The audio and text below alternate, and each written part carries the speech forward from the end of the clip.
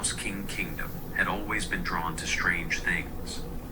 At 10 years old, he spent most of his time reading ghost stories, watching monster movies, and imagining impossible worlds.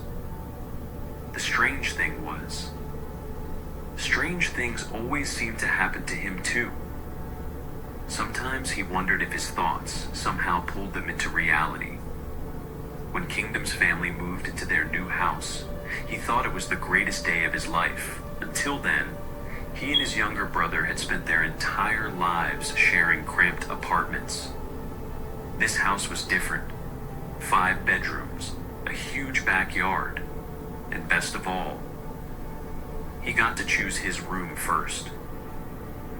Most kids would have picked the biggest room. Kingdom picked the weirdest one. The previous owners had transformed it into an indoor playground. The walls were painted with castles and forests. Color-changing lights lined the ceiling. Hidden speakers played sound effects. But the coolest part was the secret doors. One was hidden inside an old wooden wardrobe. Press a concealed button, and a secret room opened behind it. The second door was disguised as part of a wall panel that controlled the room's lights, sounds, and special effects. The entire room felt like a giant video game. Kingdom loved it instantly. Within a few weeks, his parents hired a babysitter. They often worked late and wanted someone to watch Kingdom and his brother after school. At first, he hated the idea, but the babysitter was nice. She cooked amazing dinners. She made treasure hunts. She played games with them. Soon he began looking forward to the days she visited. Then one afternoon, his younger brother went to a friend's house. For the first time, Kingdom was alone with her. He headed upstairs to play video games while she stayed downstairs. A storm rolled in outside. Rain tapped softly against the windows. Then the lights in his room suddenly turned red. Kingdom looked up. A moment later, they went black, then red again, then black. The sound system crackled to life. Thunder exploded through hidden speakers. Lightning effects flashed across the walls. Then came something stranger. The cry of a hawk, again and again, louder each time. What the heck? Kingdom set down his controller and walked toward the control panel hidden in the wall. Maybe the system was malfunctioning. Before he reached it, he heard a creak behind him. The wardrobe door slowly opened. Someone stepped out. It was the babysitter. At least, it looked like her. She stood perfectly still inside the secret doorway. Her smile stretched far wider than normal, far too wide. "I see you're the one who chose my dollhouse." Kingdom froze. "What?" She tilted her head.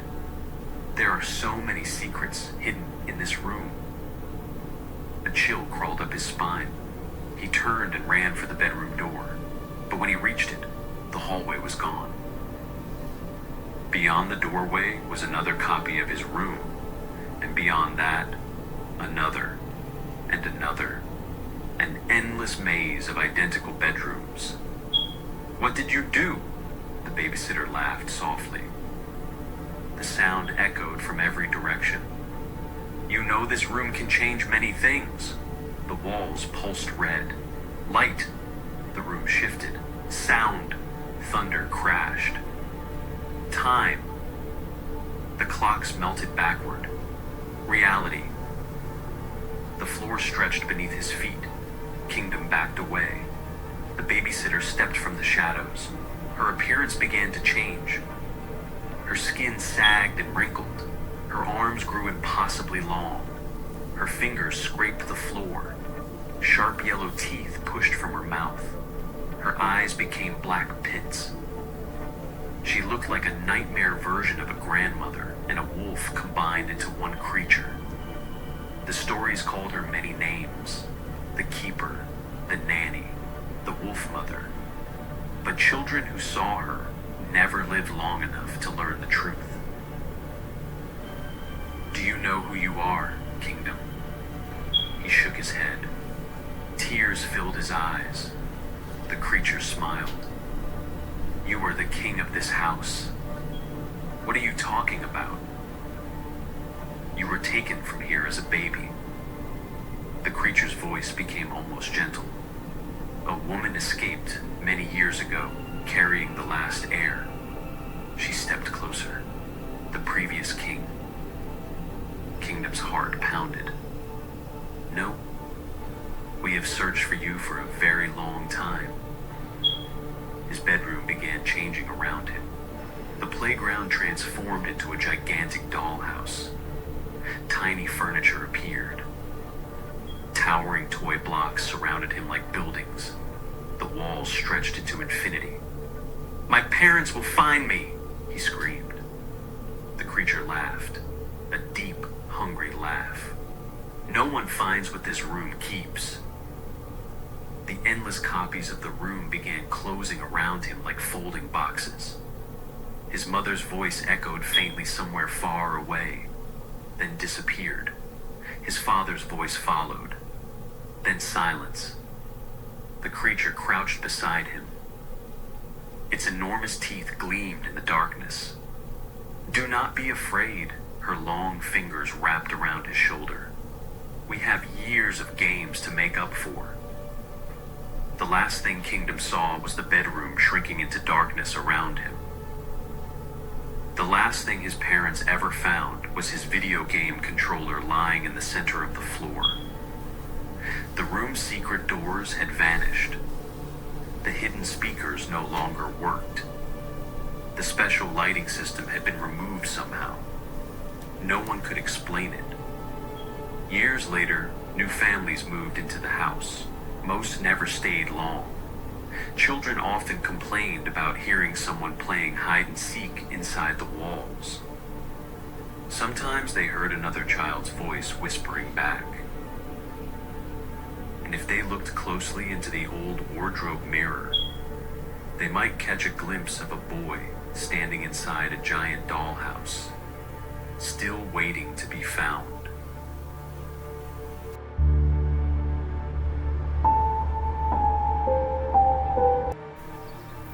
Hudson liked being alone. Most people found that strange. He was handsome, charismatic, and could have easily filled his life with friends, relationships, and constant company if he wanted to. But he didn't. Hudson preferred silence. The kind of silence only found in the countryside. His nearest neighbor lived miles away. His home sat surrounded by acres of woods and open land, and he loved every minute of it. When he wasn't working, he spent his time outdoors, fishing, hunting, camping, anything that allowed him to disappear into nature. So when the weekend arrived, he decided to spend the night camping in the woods behind his house. The property belonged to him. He knew every trail, every creek, every clearing. He had camped there dozens of times before. Nothing had ever happened, which was why the sound bothered him so much. As he unpacked his gear and pitched his tent, he heard it. A hiss, long, slow, distinct. Hudson immediately froze. His stomach tightened. Of all creatures on Earth, snakes terrified him the most. Always had. He pulled his pistol and scanned the surrounding woods. Nothing. No movement. No rustling leaves. No snake. Just silence. After several minutes, he convinced himself he had imagined it. By late afternoon, he was sitting beside the creek, fishing for dinner. The water flowed peacefully around him. His line drifted through the current. For the first time all day, he began to relax. Then he heard it again. Hiss. This time it sounded wrong, almost human, like someone trying to imitate a snake. Hudson turned sharply. Nothing. The woods remained still, watching, waiting. He stood and searched the area for nearly 20 minutes. No footprints, no animals, no people, nothing. Eventually he returned to fishing, though the uneasy feeling never left. As sunset approached, he packed up his catch and headed back to camp. He cooked his fish, read a little, enjoyed the quiet, or at least tried to. The woods felt different now, less like home, more like something pretending to be home. After dark, Hudson crawled into his tent. A lantern illuminated the pages of the mystery novel resting in his hands. For a while, the story distracted him. Then hiss. The sound came from just outside the tent. Hudson slammed the book shut. Enough. He was done. He could deal with it tomorrow. He'd leave his equipment and come back in daylight. Whatever was making that noise wasn't worth losing sleep over. The thought of waking up with a snake biting his face flooded his thoughts. Oh no, not today, not ever. Grabbing his flashlight and pistol, he unzipped the tent and stepped outside. The moment he did, every muscle in his body locked. 10 feet away stood a snake. A massive snake. Its body was thicker than a tree trunk. Its yellow eyes reflected the lantern light, watching him, studying him, waiting. Hudson's breath caught in his throat. He knew those eyes, not from today, not from this campground, from somewhere else, somewhere buried deep in his memory. And suddenly, he remembered. 2 boys, 10 years old, a basket for mushrooms, a summer afternoon, and his best friend, Peter. They had wandered too deep into the woods that day, too far from the trail, too far from safety. That's when they found it, the snake. Even then it had seemed wrong, too large, too intelligent. Its yellow eyes had watched them from the shadows. The boys ran, screaming, crying, branches whipping against their faces. Then Peter fell. Hudson remembered looking back, just once, just long enough to see the creature expand. Its jaws opening impossibly wide, its body swelling larger and larger, and Peter disappearing inside. The screams. Hudson still remembered the screams, the cries for help. Hudson so terrified he didn't even hesitate one time to think to save his friend. He had never told anyone what happened. Nobody would have believed him. If they did believe him, they would know just how much of a coward he was. How could he face his best friend's mother? Again, knowing he was a little grateful that he wasn't the one that tripped.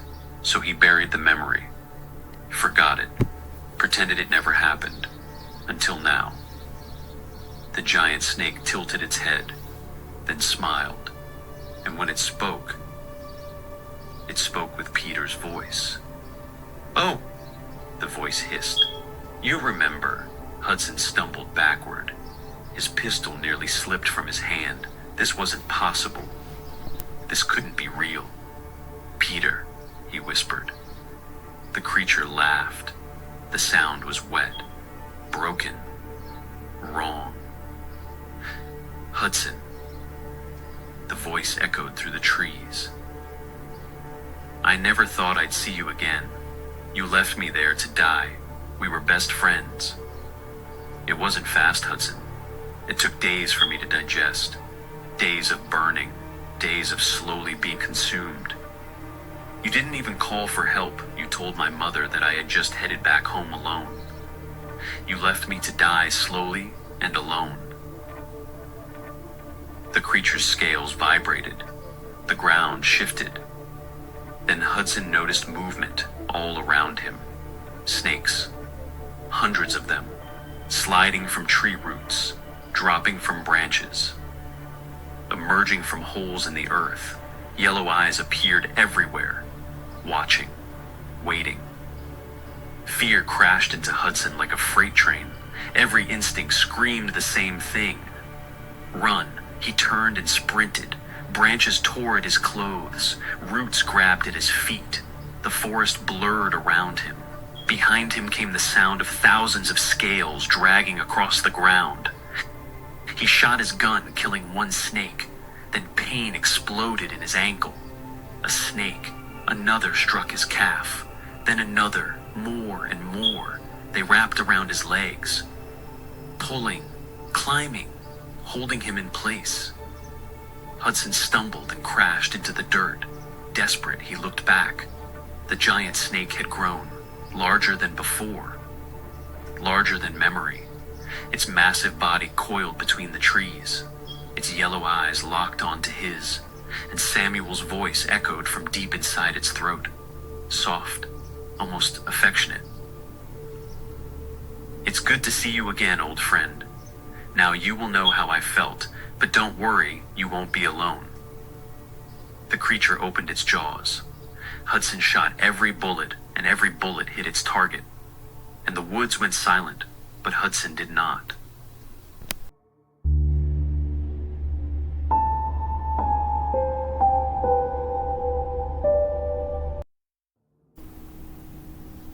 Kinsley loved horror video games. Every day after school, after finishing her homework and the workout routine her parents insisted on, she would disappear into virtual worlds filled with monsters, killers, and mysteries. Most people played games to escape reality. Kinsley played them until reality started feeling like another game. Her favorite game was called Stalker. Unlike most horror games, you didn't play the victim. You played the hunter.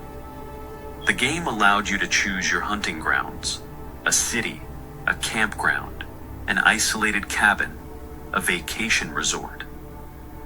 Once you selected a target, the objective wasn't to attack immediately. You studied them. You learned their habits. You watched where they went, who they talked to, when they were alone, what they carried. Sometimes the victims fought back. Sometimes they escaped. Sometimes they called the police. The game rewarded patience. Kinsley was very patient. Her friends often played the victims. Her boyfriend occasionally joined too, though he usually preferred sports games and shooters. Still, whenever they played Stalker together, Kinsley always won. She was always better at the hunt. Then one day he broke up with her. His explanation was simple. "I don't know if I feel the same anymore. I need time to figure things out." The words hurt, but what happened afterward hurt even more. A few weeks later, Kinsley's younger sister confessed something disturbing. Kinsley's ex-boyfriend had been following her, watching her after school, appearing places he shouldn't be, trying to convince her to skip class and spend time with him. The final incident left her terrified. When she refused, his behavior turned aggressive. He picked her up by the neck and slammed her against the brick wall outside school. No one had seen he was too much of a coward to do it in front of others. Kinsley listened quietly as her 12-year-old sister spoke. And for some reason, all she could think about was her favorite game. A stalker, choosing a target, learning routines, watching from a distance. He thought he was the hunter, but Kinsley had spent years mastering the role. Over the next several weeks, she watched him, carefully, patiently. She learned when he left school, what route he took home, where he spent his weekends, who he talked to. The same way she would in the game, the same way he had watched her sister. Eventually she reached out. She told him she missed him, told him she wanted closure, one final conversation, one last chance to say goodbye. He hesitated, then agreed. They arranged to meet at a small playground hidden behind a line of trees, a place teenagers often used when they wanted privacy. The sun had already set when he arrived. The swings creaked softly in the wind. The park was empty. Kinsley sat alone on a bench waiting for him. At first they talked, then they argued. Then the conversation stopped altogether. Nobody knows exactly what happened next. The only thing investigators found later was his abandoned backpack beneath the swings, and a game controller resting on the seat beside it. The case was never solved. Months later, players online began sharing rumors. Stories about a new account appearing in Stalker, an account that never lost, an account that always chose the perfect target, an account named Kinsley, and whenever match ended, a single message appeared on the screen. "I told you I was better at this game."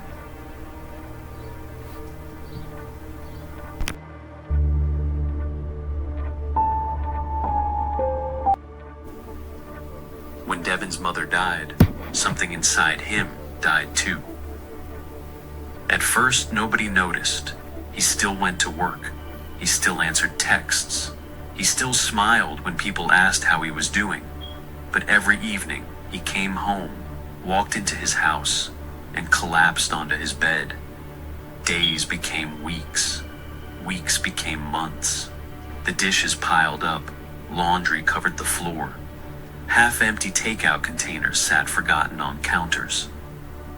Devin always told himself he would clean tomorrow. Tomorrow never came. The first bug appeared in the bathroom.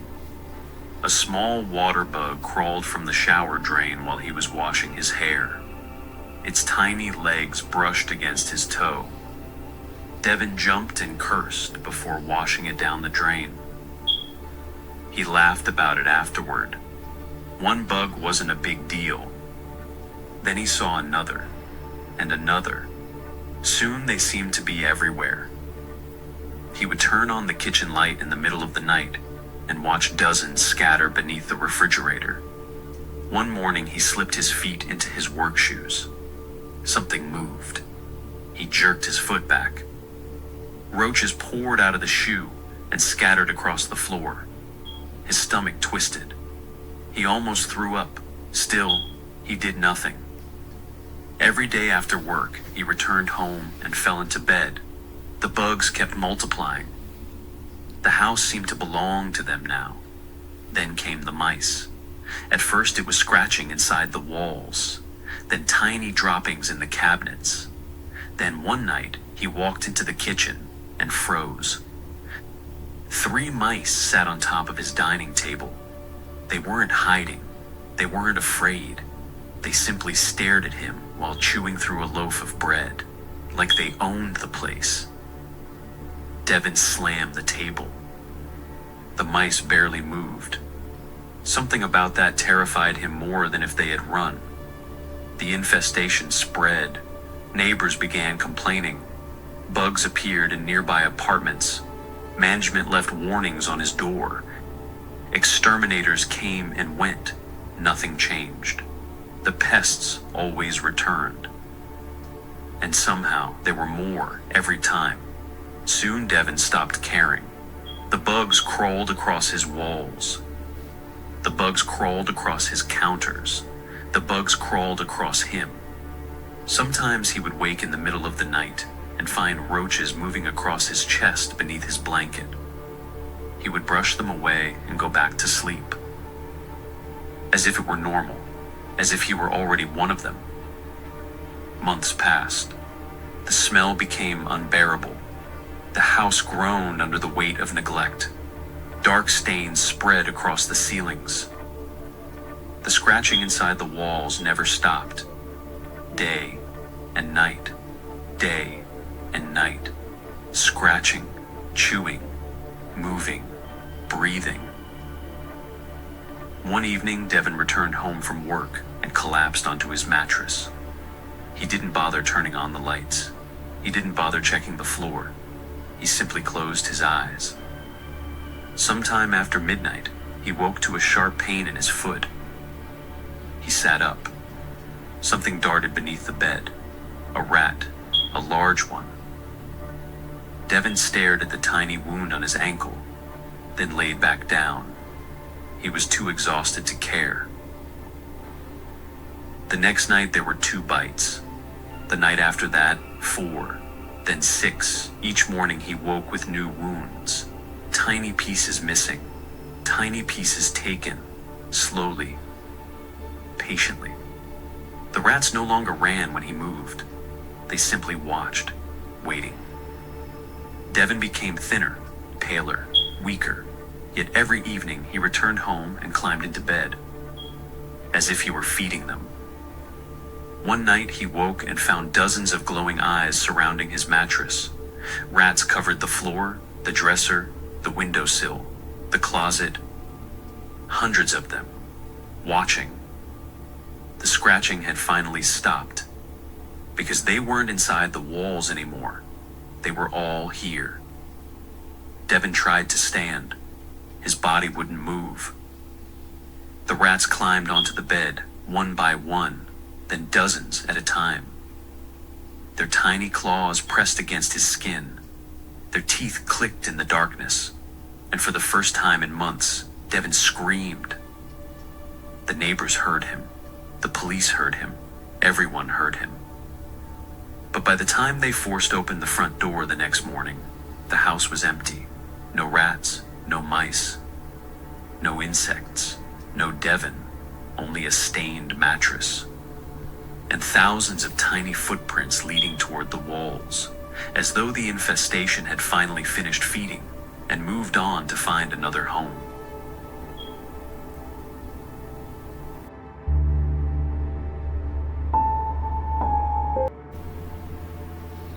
The Collector's Hound.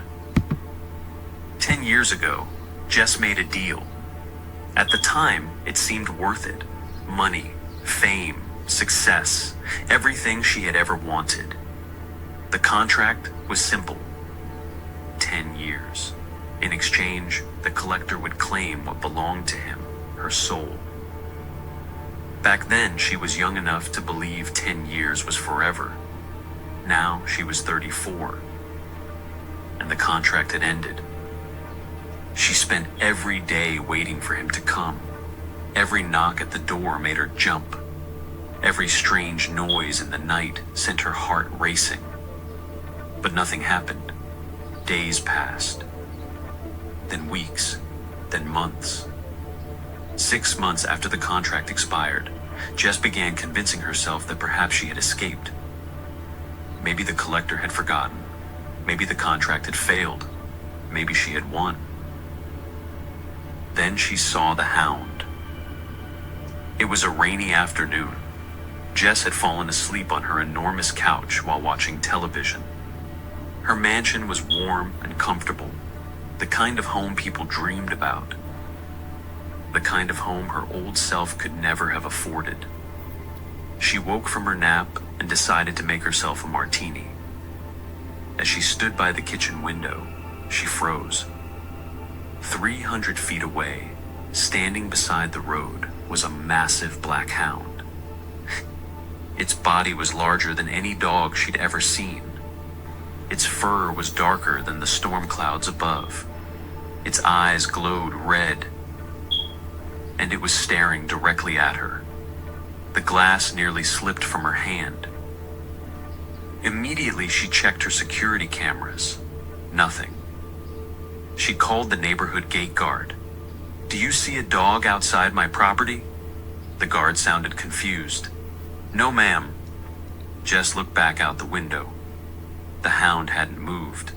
Its eyes remained fixed on hers. The guard still insisted there was nothing there. That night, she barely slept. But the hound never approached. The next day, it appeared again. This time outside a grocery store. The day after that, it stood at the edge of a parking lot. Then outside a restaurant. Then at a gas station. Always watching. Always waiting. Never moving closer. Weeks became months. Jess eventually stopped leaving her home altogether. The hound couldn't get her there. At least, that's what she told herself. Then things changed. One evening she was watching television when she noticed something in the background of a scene.